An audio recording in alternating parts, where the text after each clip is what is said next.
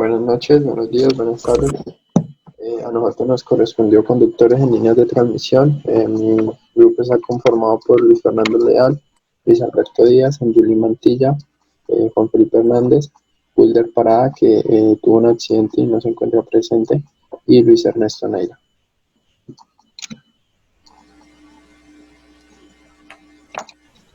Bueno, una breve descripción, una introducción a los conductores es que pues sabemos que los conductores están presentes en casi todo lo que nos rodea hoy en día, desde nuestros auriculares, manos libres, hasta nuestro cargador. Todos son conductores de energía eléctrica de carga.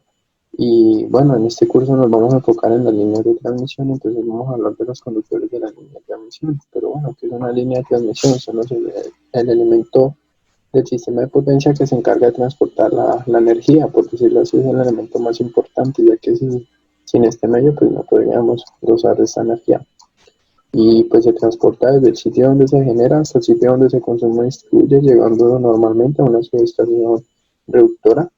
Y pues bueno, estas son complejas estructuras que transportan grandes flujos de energía eléctrica dentro de los diferentes puntos de la red que constituye el sistema de transmisión nacional. Y pues son físicamente el elemento más simple, pero los más extensos en el sistema de potencia. Bueno, los conductores. En la construcción de líneas aéreas, sea redes de baja tensión, media tensión, eh, alta tensión y extra alta tensión, pues utilizamos conductores para transportar esta energía, pero exclusivamente se utilizan conductores trenzados para anular los efectos de los campos. Entonces, bueno, estos conductores centrados son alambres formados en capas alternadas, enrolladas en sentidos opuestos, como podemos apreciar en la imagen. Eh, Tiene un núcleo fijo y alrededor de este núcleo se empiezan a girar, y normalmente pues las capas van dependiendo de la clase del conductor que elijamos. Bueno, las condiciones según el RTIE, que es la regla, la reglamentación técnica de instalaciones eléctricas en Colombia. De acuerdo al Ministerio de Energía, pues dice que esos conductores deben ser apropiados para las condiciones ambientales donde se instalen. La tensión mecánica del tendido del conductor no debe superar el 25% de la tensión de ruptura del conductor sin carga. Los herrajes utilizados deben ser apropiados y no deben permitir el deslizamiento. Se deben separar o empalmar en el menor tiempo posible los conductores que presenten rotura de alguno de sus hilos, ya debido a estos efectos de vacío, cuando los circuitos están en vacío, y deben disponer de los elementos para amortiguar oscilaciones mecánicas de los conductores causadas por viento, condiciones ambientales, cambios bruscos de temperatura, fuerzas electromecánicas.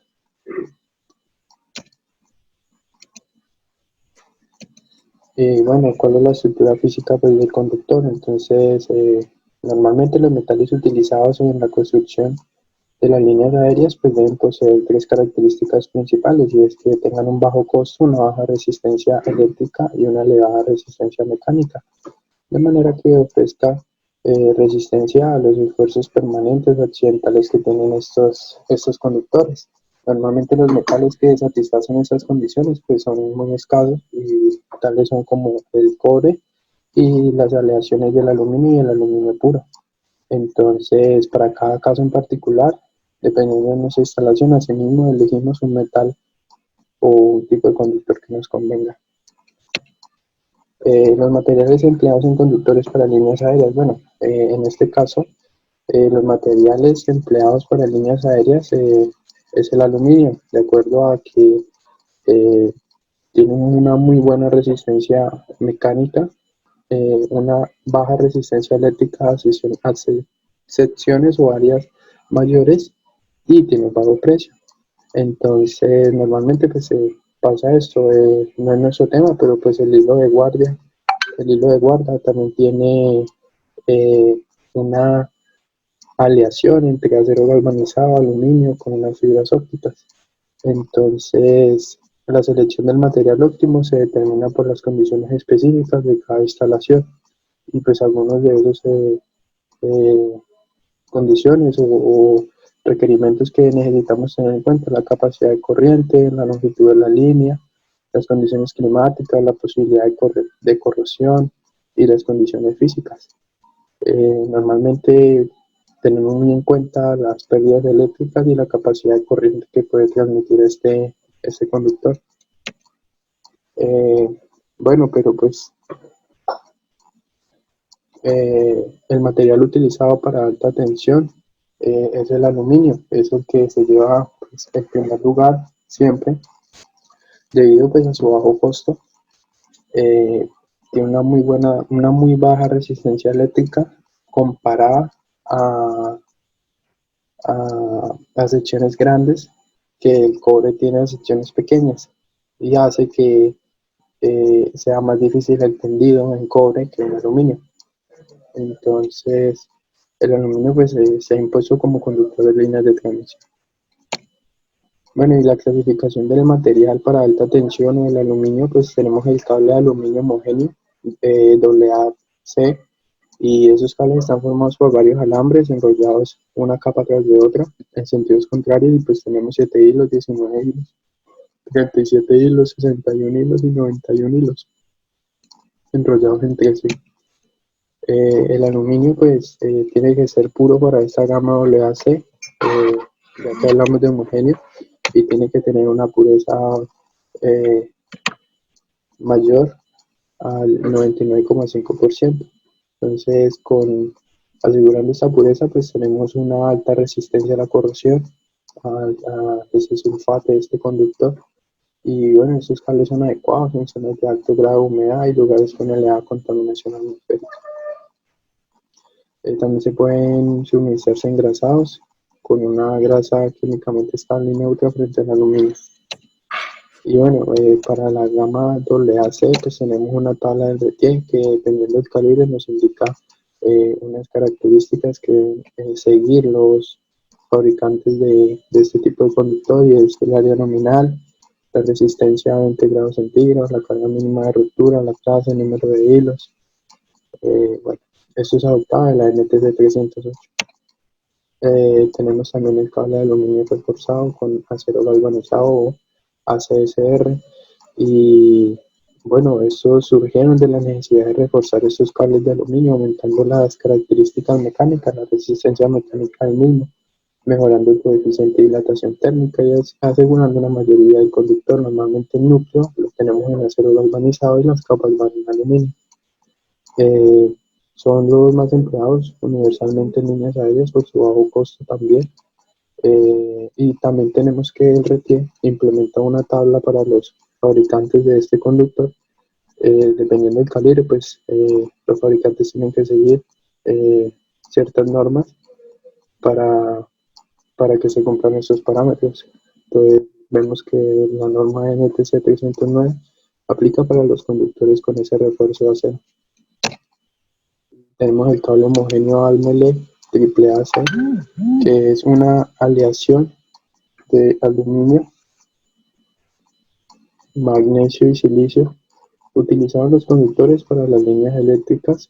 Y bueno, la ventaja de estos cables es que tienen una infraestructura más barata debido a los vanos más largos, la mejor reutilización, gran facilidad de instalación, mayor dureza, mejor resistencia a la tracción, menos peso, fácil unión, menos pérdidas.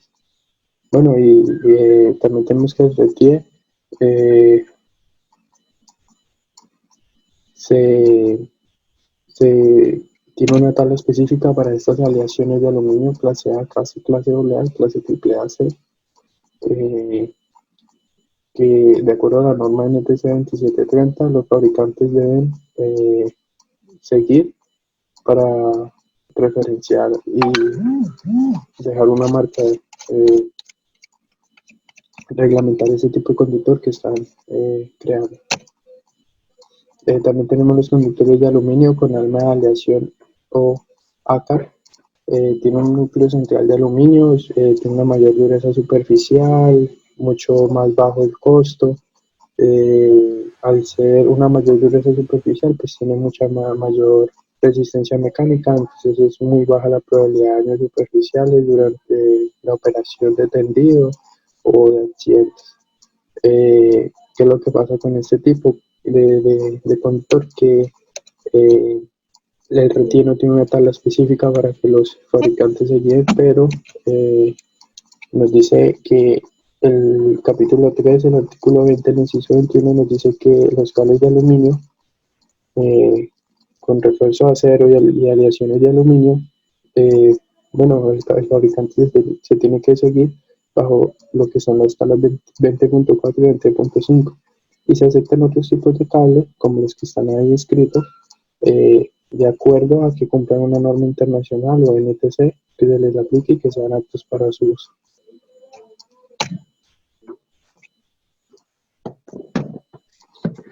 Bueno, en el RETIE, en la sección 326, establece unos requisitos generales para los cables de media tensión, que es un cable monopolar o multiconductor con aislamiento dieléctrico sólido para uso en más de 2000 voltios. En la sección 326 podemos ver estos requisitos generales, lo cual es la definición, los usos permitidos, los usos no permitidos, la construcción y la capacidad de corriente, según el artículo 310.15. Aquí podemos ver un cable de media tensión de aluminio con aislamiento de polietileno reticulado, libre de halógenos. Este es el RHZ1, es un conductor de aluminio clase 2 según la norma europea y el IE. Tiene una pantalla semiconductora interna de material semiconductor termoestable con un aislamiento de polietileno reticulado.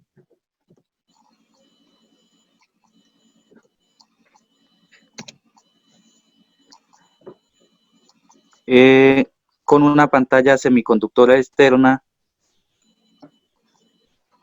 y una pantalla metálica de corona de alambres de cobre y contraespira de cobre, con una sección mínima de 16 milímetros al cuadrado, con una obturación longitudinal de cinta higroscópica recubriendo totalmente la pantalla,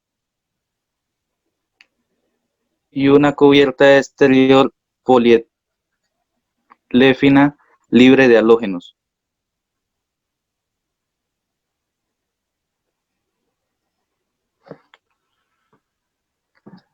Podemos ver las características de este cable conductor, características eléctricas, la norma de referencia.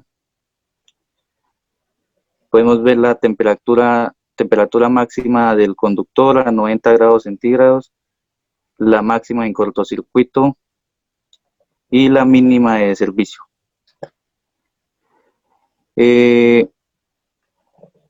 Las características mecánicas con el radio de curvatura de 15 por diámetro exterior, una resistencia de abrasión y una resistencia de desgarro. El marcaje metro a metro.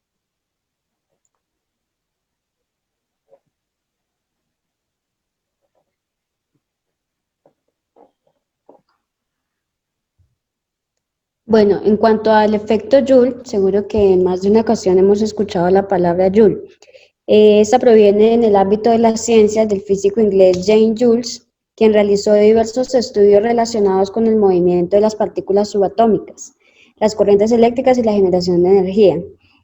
Este físico fue el padre del efecto Joule o de la ley Joule, por uno de los pilares que permite el desarrollo y funcionamiento de muchos de los productos que nos rodean en la actualidad.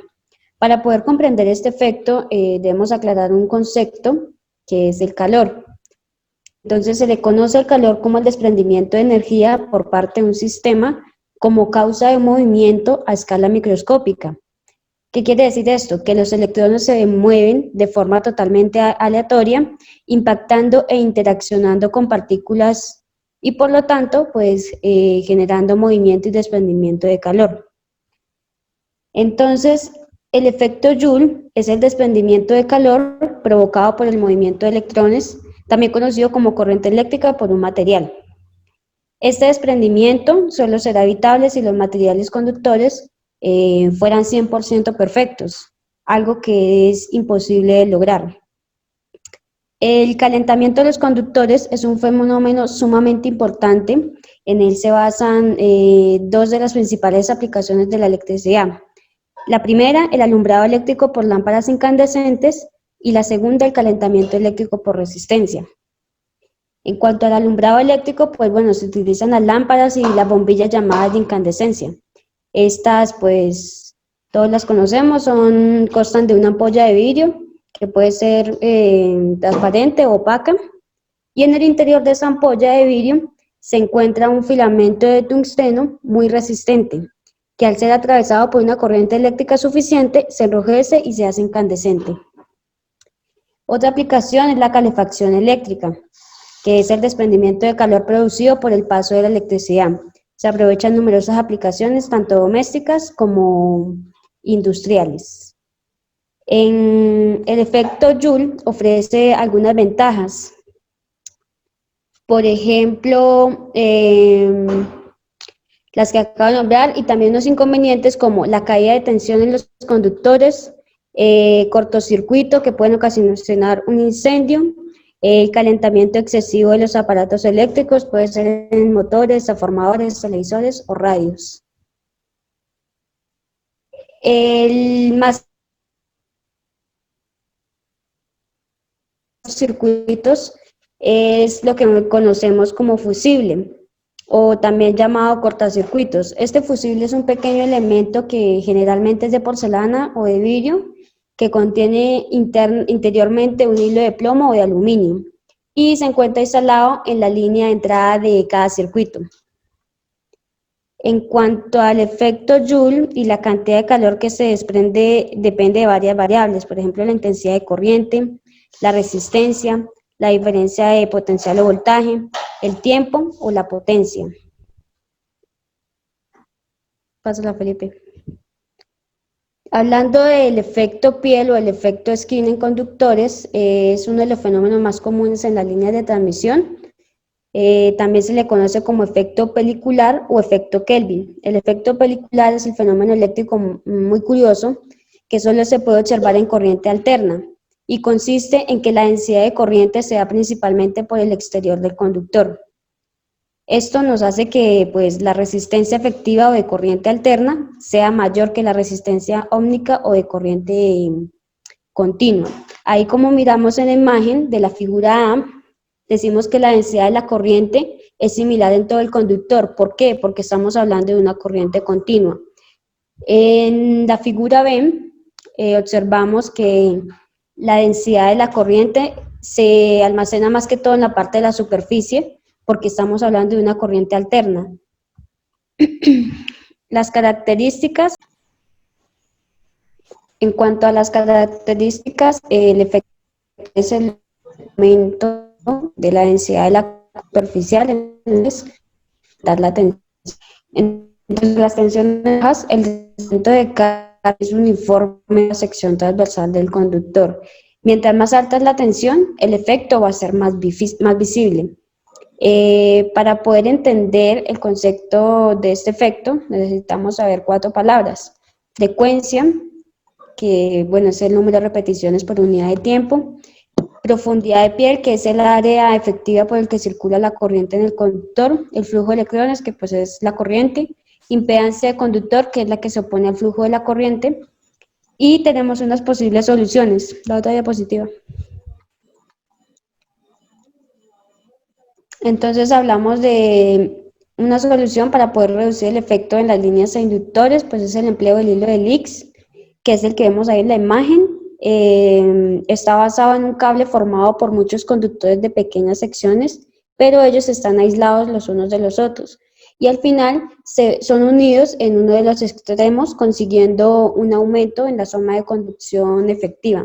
Otra solución podría ser fabricar conductores huecos. las llamadas barras de las subestaciones, que son conductores rígidos, en vez de los conductores habituales. Listo.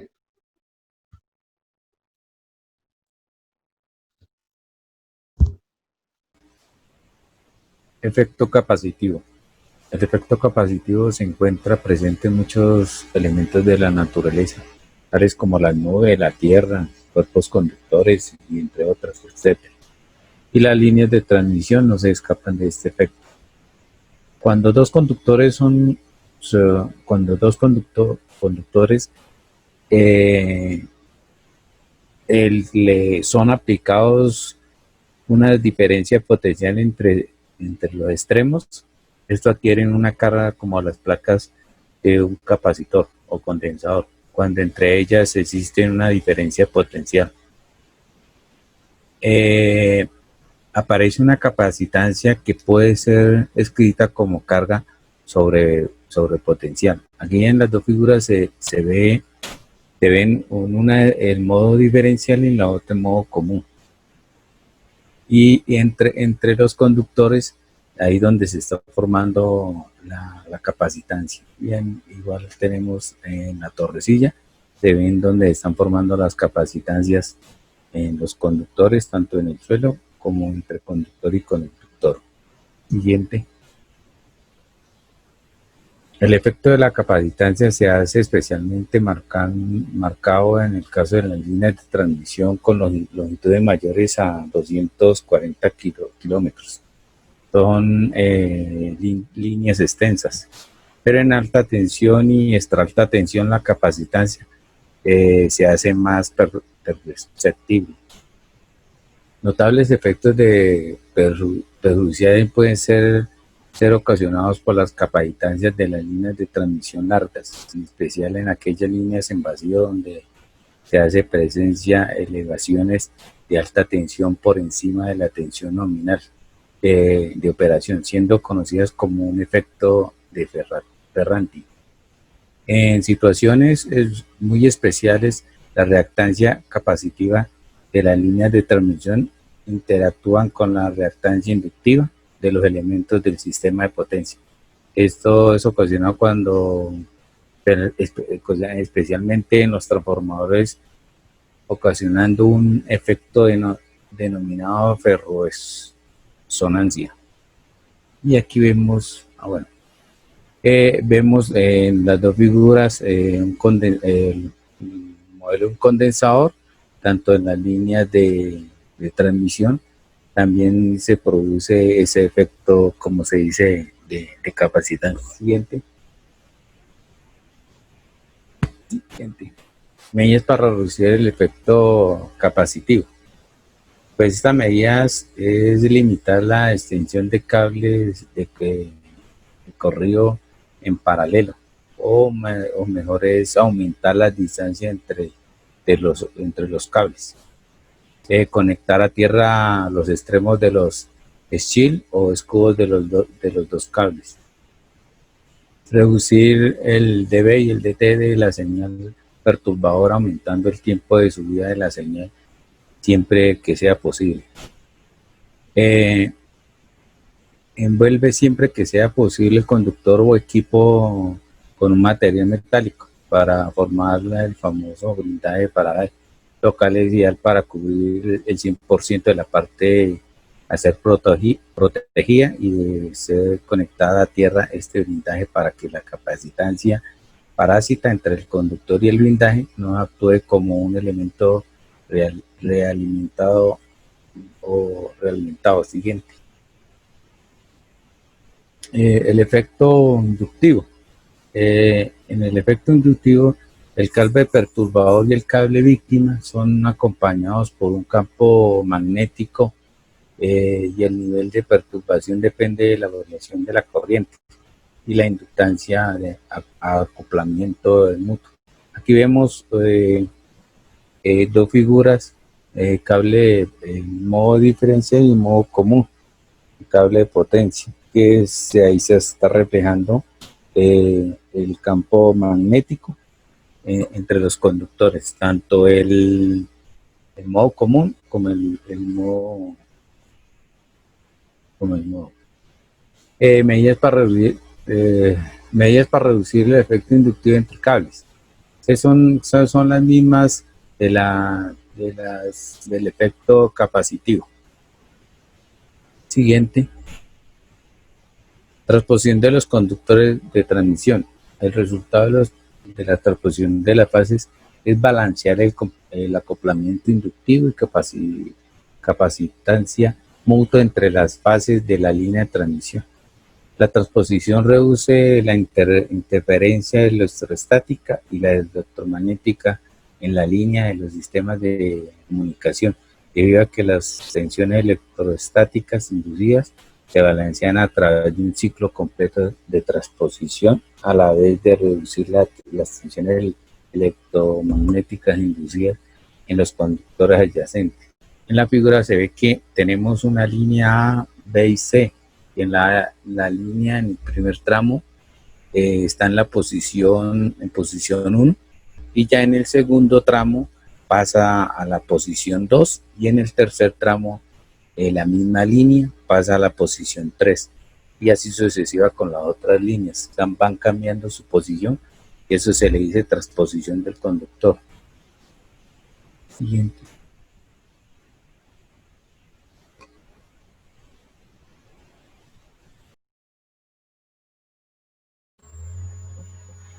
Efecto corona. Cuando hablamos de lo que es el efecto corona, estamos hablando de un efecto que realmente lo que hace es ionizar el aire que está cerca de los conductores, ¿no? Entonces, pues, este efecto es un efecto superficial, que cuando un conductor de alta tensión o línea de transmisión es sometido a un voltaje, a un alto voltaje, pues el campo eléctrico, también llamado gradiente de potencial, pues en la superficie del conductor crece, ¿no? Y llega hasta un punto donde este campo eléctrico va a superar los 30 kilovoltios por centímetro, ¿no? Entonces, pues es allí donde al superar este umbral, ¿sí?, de los 30 kilovoltios centímetro, conocemos también este umbral como un voltaje crítico disruptivo, ¿no? Pero entonces, como venía diciendo, al superar este umbral, lo que hace es que todo el aire que está alrededor de los conductores, pues es sometido a un estrés, ¿sí?, que lo que produce luego es la ionización de todas estas moléculas, ¿no? Pues entonces, al suceder esto, pues se provoca una descarga eléctrica alrededor de los conductores, y es allí donde nosotros podemos ver unos destellos, ¿no?, como los que estamos viendo en la parte derecha de nuestra lámina o nuestra diapositiva. ¿Listo? Algunas de las causas que nos producen o que producen lo que es el efecto corona son las condiciones atmosféricas, ¿no? Entonces, pues, en los días lluviosos o en los días de tormenta, el efecto corona ocurre a un voltaje mucho menor. Quiere decir que es más propenso a que ocurra este tipo de efectos cuando los días son lluviosos o cuando los días son propensos a tormentas, ¿sí? Debido a que la densidad de los iones alrededor de los conductores es mucho mayor que en un buen tiempo. Cuando hablamos de un buen tiempo, estamos hablando de un día normal o soleado. ¿Listo? Otra causa que produce esto, pues son las condiciones de los cables, ¿sí? Cuando estamos hablando de las condiciones de los cables, pues tenemos que tener en cuenta el estado de estos, junto con la manera en que el mantenimiento que les hace, ¿no? Porque hay que tener en cuenta que estos elementos pues van a ir almacenando tierra, otros elementos que son transportados por el aire, ¿sí? por las mismas aves, animales. Entonces, pues esto va a hacer que estos conductores sean más propensos a pérdida y a este tipo de efectos. ¿Listo? Otra causa es el espacio entre los conductores, ¿sí? Pues entre más grande sea la brecha o la separación entre los conductores, menor será el efecto corona. ¿Listo? Siguiente. ¿Sí? Bueno, en la parte de las ventajas, pues una de las mayores ventajas, pues que va a haber un mayor área conductora, ¿sí? Y se va a reducir las sobretensiones creadas por las descargas atmosféricas. ¿Listo? El efecto corona reduce las sobretensiones creadas por lo que nos decía, por las maniobras, y cuanto mayor sea el voltaje aplicado, pues mayor es la corona creada, ¿no? Por eso cuando en una subestación ocurre, se forma la corona y esta va a absorber la energía adicionalmente mediante la creación de resplandor violeta, como lo estamos viendo en la imagen, ¿no? Y como lo mencionaba yo en la diapositiva anterior, ¿no? Es un efecto luminoso que se va a producir, ¿sí? Aparte de este efecto luminoso, pues también vamos a ver el ruido y vamos a ver pues los destellos o las chispas, ¿listo? Entre las desventajas, pues vamos a tener lo que es la reducción de la eficiencia de la transmisión, que pues al generar esta ionización, pues se va a producir ozono, ¿no? Y este ozono pues nos va a proporcionar corrosión en los elementos. ¿Listo? Pero entonces esto, al generar corrosión, pues ya sabemos que nos genera deterioro en los dispositivos. Pues, ¿cómo reducirlo? Pues una de las formas más convencionales es montar anillos anticorona. ¿Listo? La función de los anillos anticorona pues es distribuir o minimizar la intensidad de campo eléctrico alrededor de los aisladores, como se ve tal y vemos en la figura que está ahí en la lámina. ¿Listo? Otra manera pues es tener en cuenta el diámetro del conductor, el voltaje que circula en la línea y el espacio, como ya lo nombraba anteriormente, entre los conductores. Con respecto a la normativa, pues tenemos varias de ellas, ¿no? Tenemos una que nos cobija, pues, digamos, lo que nacionalmente, que es lo que corresponde o compete a la NTC, ¿no? Entonces, tenemos la 5346, que nos habla sobre los ensambles de cables y potencias que soportan. Sí, tenemos la 360, que nos habla sobre alambres de aluminio, específicamente el 1350H19. Tenemos la 308, que habla sobre los conductores de aluminio cableado, clase A, B, C y D. La 309, pues conductores de aluminio concéntricos con aluminio, y pues realmente van a haber bastantes normativas que aplican, ¿no?, a este tipo de elementos, ¿sí? Otras que tenemos pues son la IEC 62067, ¿sí?, que nos habla exactamente sobre cables de potencia con aislamiento destruido, y tenemos también la IEEE, la 738, ¿no? Entonces esta normativa describe un método numérico por el cual las temperaturas del núcleo y la superficie de un conductor aéreo desnudo se relacionan con la corriente constante o variable y las condiciones climáticas, ¿no? Pues hay que tenerlas muy en cuenta, pues, con respecto a lo que estaba mencionando yo hace un momento en las otras láminas, ¿sí? Y tenemos la AIC, que es la AIC CS9, que nos habla de especificaciones para cables de alimentación de aislamiento excluido y sus diferentes accesorios.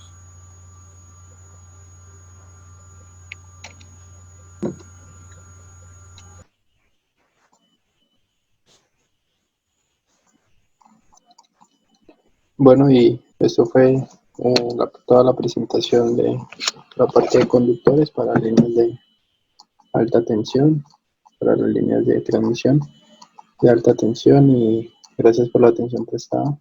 Buenas noches, buena tarde, buen día.